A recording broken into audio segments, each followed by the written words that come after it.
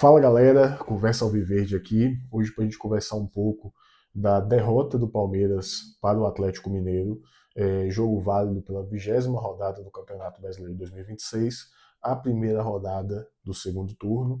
Palmeiras jogando em casa, estreando o novo name rights do estádio, no Bank Park agora, foi superado pelo Atlético Mineiro.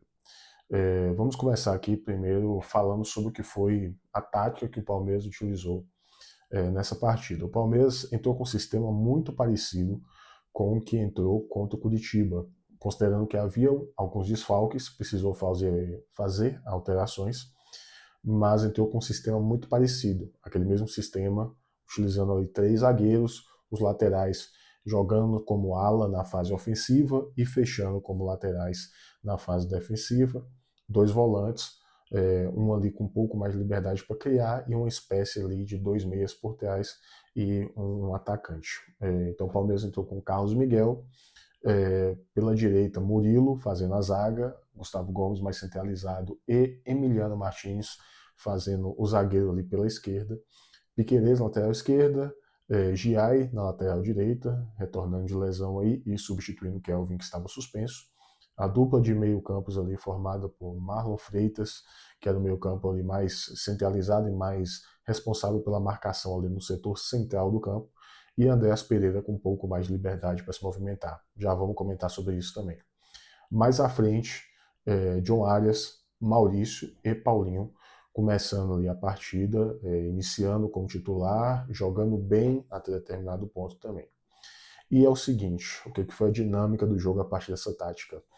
O Palmeiras, no primeiro tempo, controlou muito a partida. Assim como foi o primeiro tempo em Curitiba, o Palmeiras começou trocando passe de forma inteligente, aproveitando a movimentação ali dos seus homens de frente, que tem bastante mobilidade, 1-2 ali muito rápido, criando espaços ali para tentar entrar na defesa do Atlético, né? O Atlético entrou com um sistema ali de marcação muito bem postado, linhas baixas, claramente naquela expectativa ali de buscar um contra-ataque, e o Palmeiras tentou contra-golpear isso, criando ali tabelas ali, 1-2 muito rápido. Em alguns momentos parecia que era questão de tempo até o Palmeiras abrir o placar ali no primeiro tempo. O controle era muito grande. Teve um momento ali que o Atlético tinha 30% de posse de bola, mas se a gente for levar em conta posse real mesmo, controle de bola, eu imagino que o Atlético estava na casa ali dos 15 a 20%. Mas curiosamente, esse controle do Palmeiras não se transformou em volume de jogo. O Palmeiras teve 2 boas chances no primeiro tempo, uma finalização de Paulinho após um belíssimo passe de Andréas que foi travado pelo zagueiro do Atlético, e uma finalização de John Arias, que ele conseguiu fazer um giro e finalizar, mas, salvo engano, o Bernard chegou junto com ele ali para atrapalhar o chute, a bola saiu ali à direita do gol do goleiro Everson do Atlético. A melhor chance do primeiro tempo, por incrível que pareça, foi do Atlético Mineiro.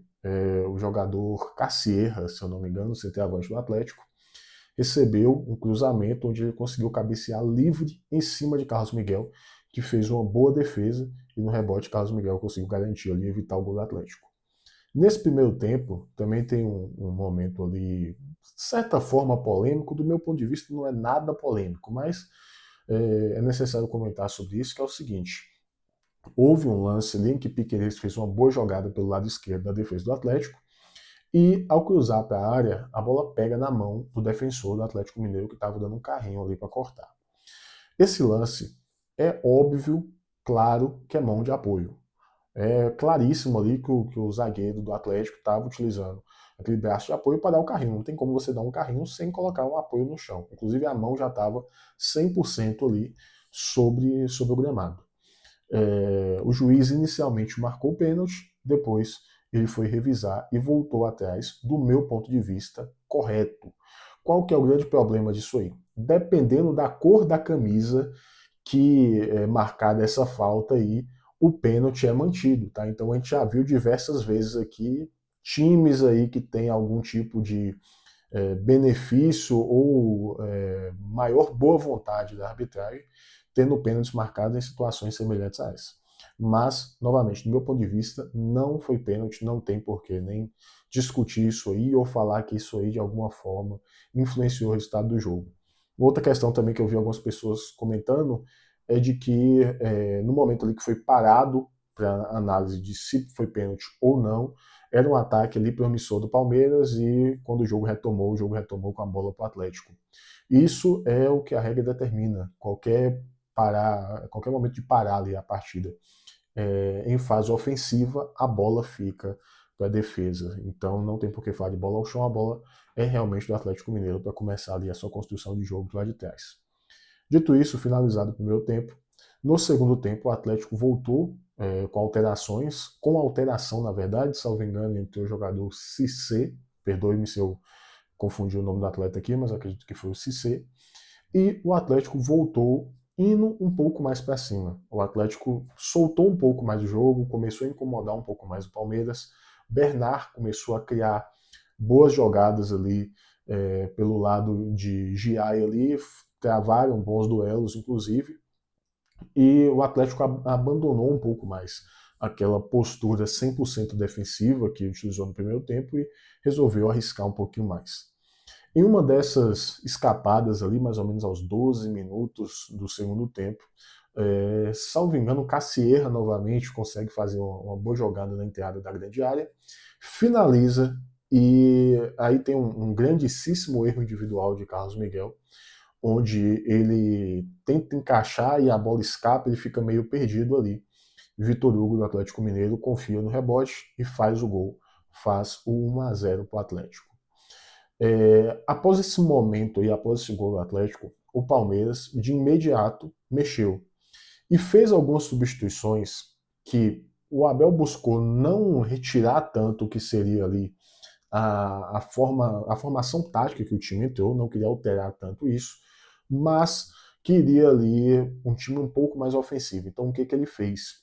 Ele basicamente recuou o que seriam meias ali para fazer as alas e recuou um dos laterais para a zaga. No caso, ele transformou Piquerez em um zagueiro ali, né, que ele retirou o Emiliano Martinez para a entrada de Vitor Roque e, salvo engano, Heitor, Vitor Roque e Felipe Anderson. Vitor Roque e Felipe Anderson, isso. Ele retirou Emiliano Martinez e o Piquerez fez a função da zaga ali pela esquerda. John Arias virou o ala ali barra lateral pela esquerda. Felipe Anderson, o ala ali pela direita. Mais à frente continuou ali Marlon Freitas e Andrés. E Maurício, Vitor Roque e Paulinho. Foi isso. Ele tirou Emiliano Martins e Giai, salvo engano. E aí o que acontece? O Palmeiras, naturalmente com essa formação, com os dois alas sendo pontas, fica mais ofensivo, mas perde poder defensivo, o famoso cobertor curto. E essa formação do Palmeiras tem uma característica que é preocupante de certa forma. É o seguinte, essa formação, o Palmeiras basicamente só tem um homem fixo de marcação no meio de campo, que é Marlon Freitas. Se Marlon Freitas é superado, ou se avançam dois para Marlon sair esse segundo atleta aí do time adversário vai sempre pegar algum zagueiro de frente, porque Andrés tem muita mobilidade para poder flutuar pelo campo todo, então muitas vezes ele não guarda a posição. Então, times que costumam contra-atacar muito rápido, como é o caso desse Atlético, é um time que entrou para contra-atacar, levam muito perigo ao Palmeiras.